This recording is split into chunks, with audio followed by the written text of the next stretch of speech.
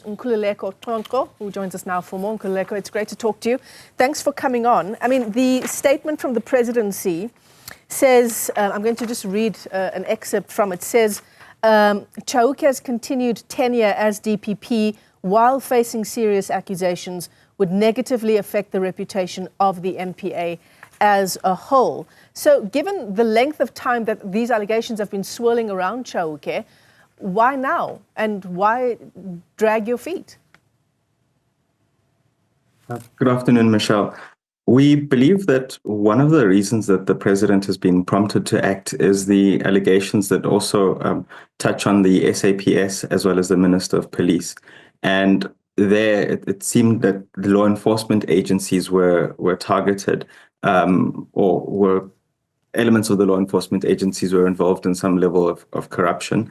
And that would naturally extend to our criminal justice system or elements there. So it seems that the president is striking while the iron is hot in terms of the SAPS allegations. But obviously, it's a very long delay from when the NDPP had written to him. Yeah, and according to Raisa Paitha, who we just heard from there from Open Secrets has been covering the story around Chauke for some time now. But Shamila Batoy, the NDPP, wrote to the president as far back as 2023, asking the president to suspend Chauke pending an inquiry. I suppose we have no clarity again why it's taken the president this long to act. No, we don't have that level of clarity. And so far as I understand, most people have been asking the very same question as to why it's taken the president 2 years to act. In terms of, Chauke being at the center of allegations across a number of years, that he was a gatekeeper, that he weaponized the NPA insofar as the politically powerful and corrupt were concerned. Tell us more about those kinds of assertions and the things that speak to those allegations. So the things that speak to those allegations are, for example, the institution of prosecutions against Boyson, who was a member of the SAPS. Johan Boyson. Yes, yeah. Johan Boyson. As well as prosecution against the police officers at Cato Manor who were involved in specific crime fighting there, and to stall the prosecution of Richard Mdluli of murder, and then to instead have him prosecuted for kidnapping, have been some of the long-standing issues or the cases that have been known about for quite some time. And then of late, some of the state capture cases and the difficulty that the NPA has had in prosecuting them may be owing to his involvement as well. And the issue around that sort of fake manhunt around Johan Boyson.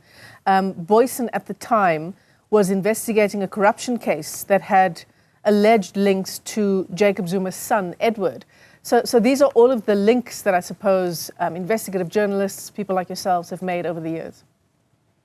Yes, and those, the Boyson's matter is quite, one of the things that's quite interesting about it is that not only was Chauke questioned about it, the NPA then went to the length of defending its position in court, which was a position that Chauke was advancing.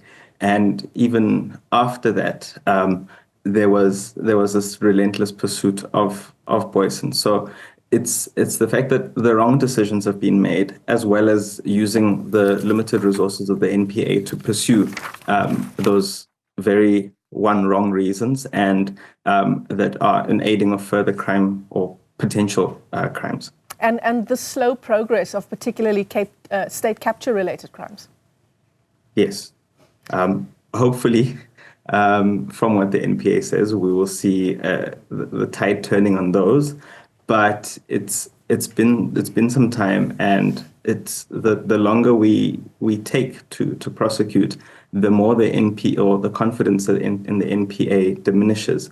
Notwithstanding the fact that they are complex crimes, and the NPA has said that they need time and resources to adequately prosecute them. Yeah, I mean, do you think, the NDPP, the National Director of Public Prosecution, Shamila Batoy, Advocate Batoy, writing to the president in 2023, asking the president to suspend Chauke.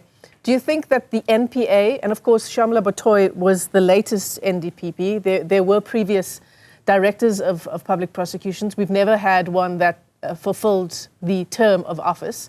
Sean Abrams would have been among the NDPPs as well that Chauke would have served under.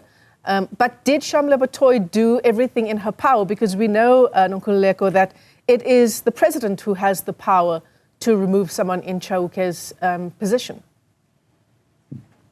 We believe that Advocate Batoy did do everything in her power by alerting both Chauke to the allegations and alerting the president, and writing to the president as far back as you mentioned, as August 2023, to request that the president consider suspending Advocate Chauke. And so once she'd made the recommendation to the president, there was nothing else that she could do in order to ensure that this comes to completion or to fruition. Let me thank you for your time. Nkululeko Conco is with Corruption Watch as we continue to track this decision by the president to suspend Andrew Chauke. He is the South Gauteng Director of Public Prosecution, so in fact responsible for the judiciary in Johannesburg, effectively. And just a note for you, my colleague Stephen Kruitus was in conversation with Andrew Chauke about these various allegations against him, about inquiries against him, various questions around his tenure.